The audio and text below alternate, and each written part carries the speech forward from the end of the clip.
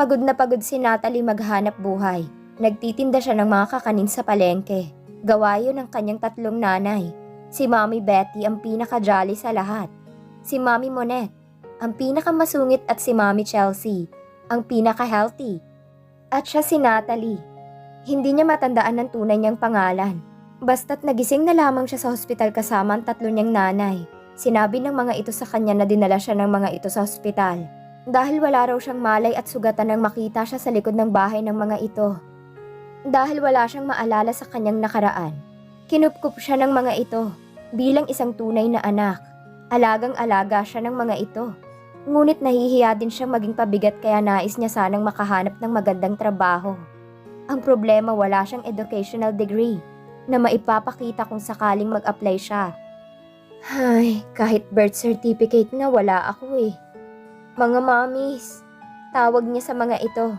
Nasa tapat siya ng kanilang pinto. Nagtataka siya kung kaninong napakagarang kotse ang nasa tapat ng bahay nila. Muli ay kumatok siya. Parang hindi naririnig ng mga itong katok niya. Kaninong kotse kaya ito? Sino kaya ang bibisita sa amin na nakakotse? Sa loob kasi ng halos isang taon, wala namang ibang kamag-anak ang mga nanay niya. Mga byuda ito at wala namang mga anak. Sabay-sabay na wala ang mga asawa nito dahil sa pagkain na nakasira sa tiyan ng mga ito 10 years ago. Momshi, pakibukas po yung pinto. Sigaw na niya upang marinig siya ng kanyang mga nanay. Mabigat din kasi ang daladala niyang kakanin. Hindi na ubos ang mga paninda niya eh. Nandiyan na si Natalie. Rinig niya pang sigaw ng kanyang Mommy Beth. Palagi namang excited ang mga ito kapag dadating siya. Sa totoo lang ayaw na siyang pagtrabahuhin ng mga ito. Anak, welcome home. Bati sa kanya ni Mommy Beth. Todong ngiti ito. Mukhang masaya tayo, Mommy Beth, ha? Kakaiba kasi ang ngiti nito. Mukhang nakaka-good vibes. May maganda kaming balita sa iyo, anak. Halika, pumasok ka na. Tinulungan siya nitong buhati ng kanyang paninda. Pagpasok ni Natalie sa kanilang bahay, parang napako ang mga paa niya sa kinatatayuan niya. Paano may isang napakagwapong lalaki ang nasa loob ng kanilang bahay? Sino ito? Boyfriend ni Mommy Monette? Ang gwapo naman. Mukhang Korean ang lalaki. Sobrang gwapo nito.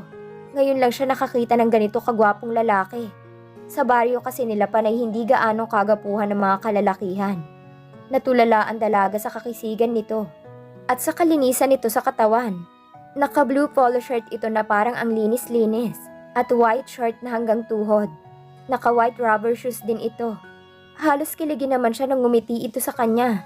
Nakakasilaw ang maputi nitong ngipin. Papasa ito bilang artista. Anak, natulala ka na dyan. Uy, kinalabit siya ni Mommy Beth. Kaya nahimasmasan siya. Ngayon niya lang din napansin na nagpunas ng luha yung lalaking gwapo. Bakit kaya siya lumuha? Anong meron? Sino po sila? May katabi kasi itong manong na medyo may edad na. Nakasalamin at todo ngiti. Samantalang ang katabi nitong gwapo ay namumula ang mata at parang gustong umiyak. Anak, siya ang asawa mo. Nahanap ka na niya. Nanlamig ang buong katawan ni Natalie sa sinabi ni Mommy Beth niya. Napatingin siya agad sa dalawa niyang mommy at nag-iiyakan ang mga ito. Ngunit nakangiti, sa galak siguro. Pakiramdam niya napako siya sa kinatatayuan. Tinitigan niya yung lalaking sobrang pogi. Lumapit ito sa kanya. Halos himatayin naman siya dahil mas gwapo ito sa malapitan. Nahiya siya dahil amoy pawis na siya. Isabel, akala ko iniwan mo na ako. Mas lalong lumaki ang tsinitang mata niya dahil bigla siyang niyakap nito. Ang bango-bango nito. Ralph Lauren siguro ang ginamit nitong pabango. Uy, teka lang. Pinigil niya itong yakapin siya dahil alam niyang amoy pawis pa siya. Pero sa totoo lang pakiramdam niya nanalo siya sa loto dahil bigla na lamang siyang nagkaroon ng poging asawa. He look at her. Pulang-pulang mata nito at parang pinipigilan nitong umiyak. Uy, grabe, ang kinis ng balat niya. Nagpapabelo siguro to. Pinilig niya ang kanyang ulo dahil sa kanyang mga naiisip. Hindi kita matandaan. Paano ako makakasiguro na asawa nga kita? Pagkataray niya dito. Baka kasi niloloko lang siya nito. Pinunasan muna nito ang luha bago kinuha ang cellphone sa loob ng bag. Here.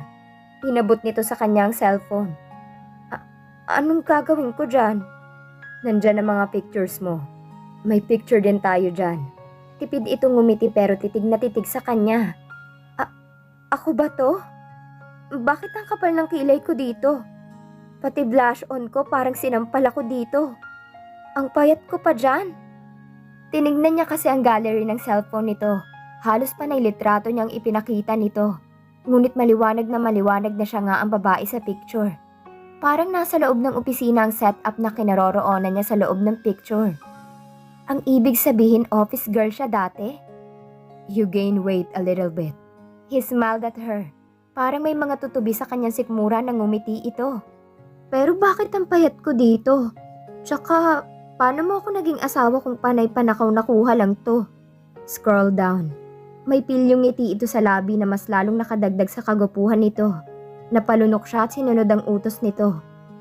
Namilog ang kanyang mata nang makita ang pictures niya na nakayakap dito habang nasa kama sila.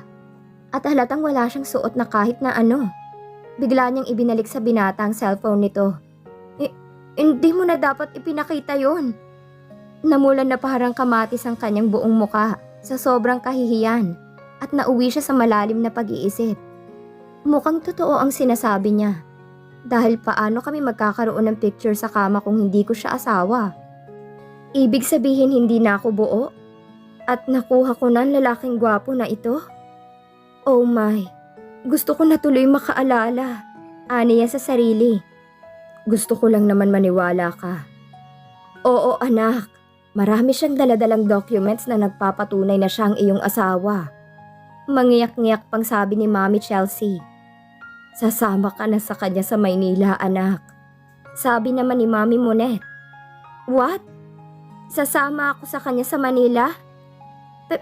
Pero hindi ko po kayang iwan dito ang mga mami. Don't worry, anak.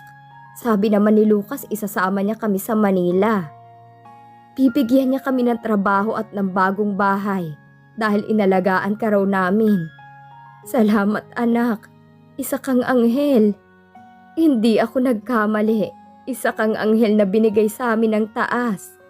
Mangiyak-ngiyak pa si Mami Chelsea at lumapit sa kanya para yakapin siya. Anak, amoy pawis ka. Diyos ko kung bata ka. Bulong nito sa kanya habang yakap siya. Napangiwi siya. Sinasabi na nga ba niya eh. Alam niyang amoy pawis siya. Nakakahiya kay Lucas? Lucas palang pangalan nito. Bagay na bagay sa kagapuhan nito. Bago kayo umuwi sa Manila, maliligo muna tong anak namin ha?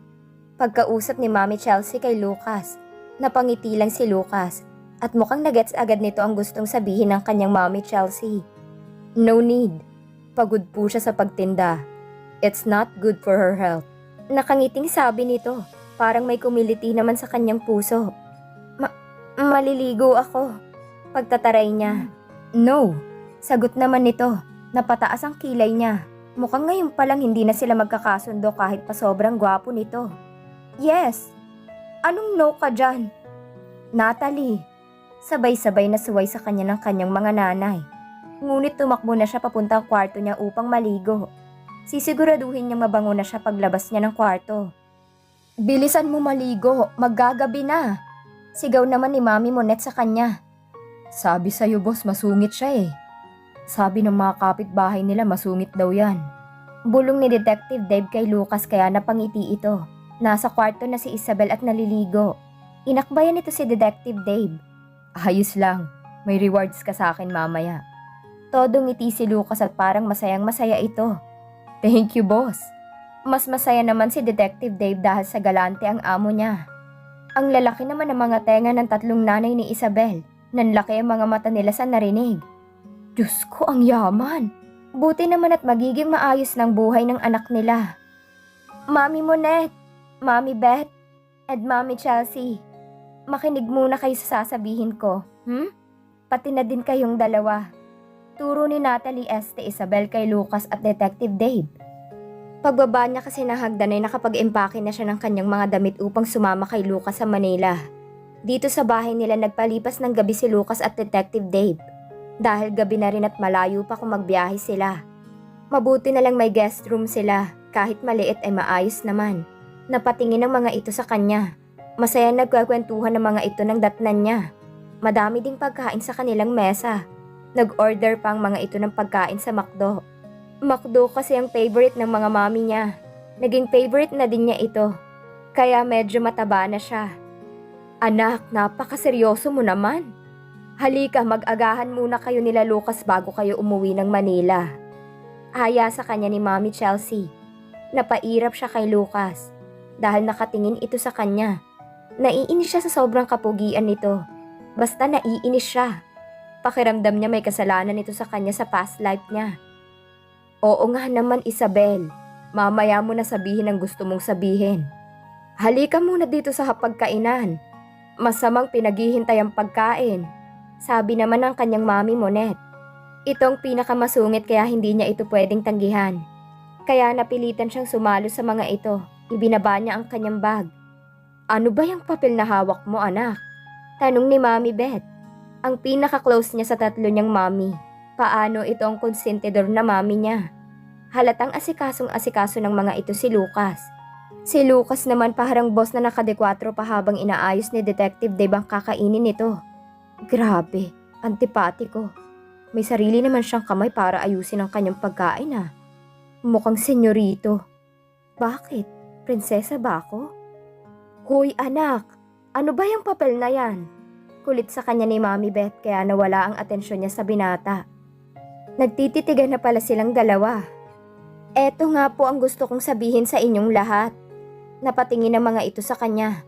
Napakunot naman ang noon ni Lucas dahil nagtataka ito kung anong papel ang hawak-hawak niya. Ginawa ko ito ngayon lang. Isa itong kontrata. Kontrata? Halos sabay-sabay na sabi ng tatlong mami niya. Opo, kontrata. Sinulat ko dito lahat ng gusto kong kapalit bilang asawa ng lalaki na yan. Inirapan niya uli si Lucas. Napahap smile ito sa katarayan niya. Hoy anak, mahiya ka naman. Ano ba yung pinagsusulat mo? Hindi na kailangan ng ganyan. Kailangan ko to, Mami Monet. Baka ano pang gawin sa akin ng lalaki na yan, no? Inirapan niya ulit si Lucas. Nagtawanan na naman ng mga mami niya. Anak, mukhang ikaw pa nga ang gagawa ng kakaiba sa asawa mo eh. Pabebe ka pala, anak. Napasimangot naman siya sa tatlong nanay niya. Grabe ang mga ito, pinahiya siya sa harapan ni Lucas at ni Detective Dave. Napapangiti lang si Lucas. Whatever it is, ikaw ang bahala. Maya-maya pa sabi nito. Tawa pa din ang tawa ang mga mami niya. Lalo tuloy siyang naiinis. Mga mami, wag na kayong tumawa please. Seryoso po ako. Naiinis niyang sabi.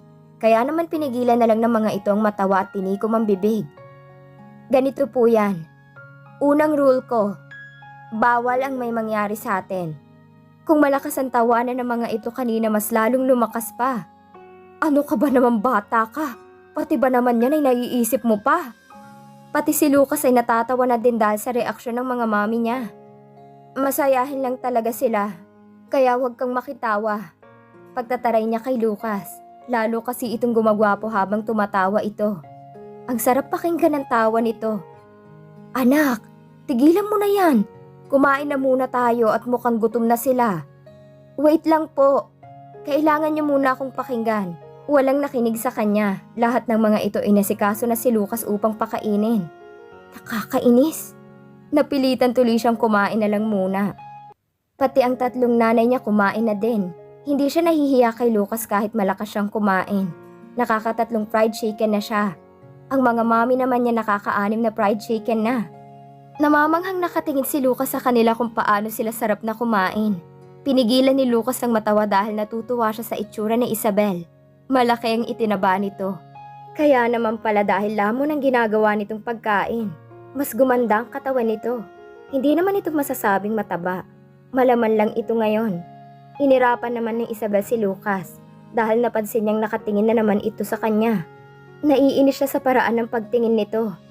Nakakatunaw. Nakakakilig, nakaka-inlove. Erase, never ako kikiligin sa kanya at never ako mai-inlove hanggat di ko siya nakikilala talaga. Pagkatapos nilang kumain, Nagsabi na si Detective Dave na uuwi na sila ng Manila. Mga mami, bakit hindi pa kayo nakaayos? Akala ko ba kasama namin kayo sa Manila? Nagtataka siya dahil hindi pa bihis ang mga ito. Nakapambahay pa din. Anak, mauuna ka muna sa Manila. Dahil madami pa kaming aayusin dito sa probinsya. Paano nang pananim natin kung iiwanan lang namin? Hahanap pa kami ng bagong buyer. Huwag ka mag-alala. Baka next week nasa Manila na kami. Pero Mami Beth, sabi niyo kasama ko kayo. Ayokong umuwi ng Manila kasama ang lalaking yan. Pahabol ka pa anak? Tingin ko naman ay maayos ang asawa mo.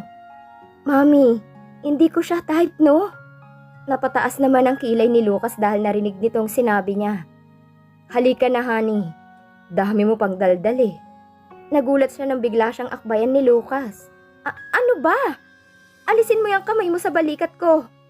Pumigla siya dahil hindi niya gustong inaakbayan siya nito. Baka ma-inlove siya eh. Kinikilig naman ang tatlo niyang mami. Napakaswerte ng anak natin. Parang nangangaharap pa ang mga ito habang nakatingin sa kanila ni Lucas. Oo nga, napakagwapo ng asawa niya. Daig pa ang artista. Sana magka-amnesia din ako tapos may kukuha din sa akin kasing gwapo niya. Aray! Bakit babato kayo mga ate? Panay ka kasi kalokohan, Chelsea. Umayos ka nga, nakakahiya kay Sir Lucas. Saway ni Mami Monette kay Mami Chelsea. Napasimangot naman lalo si Isabel sa tatlo niyang mami. Nakakahiya ang mga ito, parang tinataboy siya talaga kay Lucas. Mga mami, wag na po kayong mahiya sa akin. Wag niyo na din po akong tawaging sir. Parang nanay ko na din po kayong tatlo. Sige po, mauna na kami ng misis ko. Mas hinigpitan pa ni Lucas ang pag-akbay sa kanya. Kaya hinayaan niya na lang itong akbayan siya at dalhin sa magaran itong kotse. Wow! Lamborghini! Sosyal! Napakagwapo na't napakabait pa. Sana magkaapo agad kami. Tiningnan nilang lahat ng masama si Mami Chelsea. Si Lucas naman ay napapangiti sa sinabi nito. Joke lang naman mga ate. Joke lang din anak. Nag-peace sign pa ito sa kanilang lahat. O sige, mag-iingat kayo mga anak ha. Ingatan mo tong prinsesa namin Lucas. Huwag mo sanang sayangin ang tiwala namin sa'yo. Mangiyak-ngiyak pa si Mami Beth. Mami naman eh, mas lalong ayaw kong umalis niyan eh. Pagmamaktol niya kahit nakaakbay pa din si Lucas sa kanya. Ay ganun ba? Eh di, eto nangingiti na. Sumama ka na sa asawa mo. Ang arte mo anak ha? Natawa silang lahat kay Mami Beth, except her. Nakasimangot pa din siya. Sige po, mauna na po kami. Ipapasundo ko na lang po kayo next week. Paalam ni Lucas sa mga mami niya bago siya nito pinapasok sa loob ng Lamborghini nito. Masaya naman nagpaalam ang kanyang tatlong mami sa kanila. Napalabi siya nang umandar na ang kotse ni Lucas. Silang dalawa lang ang sakay ng kotse nito, pati na din ang mga gamit niya. Si Detective Dave naman ay may sariling kotseng dala. Mamimiss ko kayo mga mami ko. Para siyang batang umiiyak kahit nasa SLEX na sila. Tissue? Inabutan siya ni Lucas ng tissue. Inirapan niya lang ito at kinuha ang tissue habang patuloy pa din siya sa pag-iyak. Dahil sa iyo kaya lalayo ako sa mga mami ko. Napapangiti lang ito sa kanya. Don't worry, dadalhin kita kay Mrs. Ortiz. Napatigil siya sa paghagulgol dahil sa sinabi nito. Mrs. Ortiz? Mami ko ba yun? No. Medyo alanganin itong ngumiti. Eh bakit dun mo ko dadalhin? Dapat dalhin mo muna ako sa mga magulang ko. Pagtataray niya kay Lucas. Siya na ang nag-aruga sa'yo pamula nang mawala ang parents mo. Wala? Wala na ang parents ko? Parang may kumirot sa puso ni Isabel dahil sa sinabi ni Lucas sa kanya. Pakiramdam niya na lungkot ang buong pagkatao niya. Ibang klaseng lungkot ang naramdaman niya. Iya, pero bata ka pa nung nawala sila. Kaya si Mrs. Ortiz na yung tumayong parent mo. Hindi siya kumibo. Tumulo na lang ng tumulo ang luha niya. Para siyang nangangapa sa dilim. Hindi niya alam kung saan siya nagmula. Hindi niya alam ang nakaraan niya. Mukhang malungkot ang naging buhay niya. Ikaw, paano kita naging asawa? Maya-maya tanong niya kay Lucas upang basagin ang katahimikan. Nahimasmasan na din siya at hindi na siya umiiyak. Naging assistant kita. You fell in love with me. Niligawan mo ko, sinagot kita. My life has never been perfect, but it has come closer to perfection during the moments that I am with you. Kaya sinagot kita. Pilyo itong napangiti ng mamulang pisngi niya. Bakit tayo nagkahiwalay? Tsaka, bakit ako sugatan nung araw na nakita ko nila mami? May kaaway ba ako? May gusto bang manakit sa akin? Naging uneasy ang ngiti nito. At mukhang pinag-isipan pa kung paano ikikwento sa kanya ang nangyari. Bumuntong hininga muna si Lucas. Hindi naman maiwasan ni Isabel ang mapataas ang kilay. Naiinis siya kung bakit ang gwapo nito kahit naka-shades ito habang nagmamaneho. Parang ang sarap nito pagmasdan. I broke up with you. 10 buwan tayong nag-break dahil inakala kong niloko mo ko. Wait. Inakalang niloko kita? Meaning napatunayan mong hindi kita niloko? Yeah. Somebody set up us. Kaya paniwalang-paniwala ako na niloko mo nga ako. Ngunit nung nagkabalikan na tayo, may bigla na lang nagpaputok ng armas sa ating dalawa.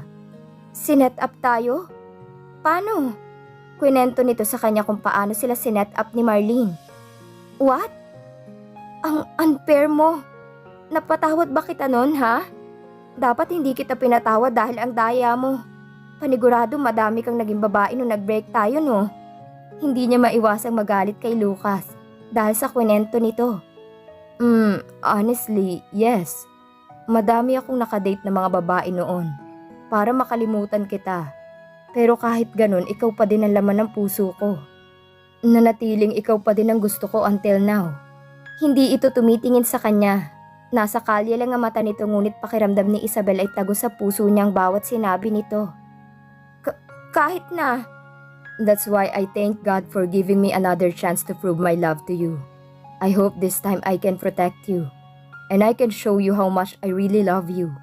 Ngumiti ito ng may kalakip na lungkot. Halata sa boses nitong pagsisisi. Napahugot naman si Isabel ng malalim na hininga upang pigilan ang kilig na kanyang naramdaman. Nahuli ba ang salarin? Pag-iiba niya ng topic. Hindi pa. Nakatakas siya. Biglang kumabog naman ang puso niya dahil sa sinabi ni Lucas. But don't worry, I will protect you. Hinding-hindi na kita pababayaan. Tinarayan niya na lang ito upang itago ang kilig na nararamdaman. Ilang sandali pa ay nakatulog na siya sa biyahe at nagising na lamang sa mahinang pagtawag sa kanya ni Lucas. Dito na tayo, honey. Pinagmuksan na din siya ni Lucas ng pinto ng kotse. Gentleman pala siya. Napataas kilay niya dahil gusto nitong hawakan ang kamay niya upang alalayan siya. Isang ngiti naman ang iginanti ng binata sa kanya. Paano kaya babalik ang alaala ni Isabel? At paano nila mapapagbayad ng kasalanan si Marlene sa ginawa nito sa kanila? At dito na po nagtatapos ang kabanata ng ating kwento. Please like, share and hit the notification bell para lagi kayong updated sa mga parating ko pang uploads.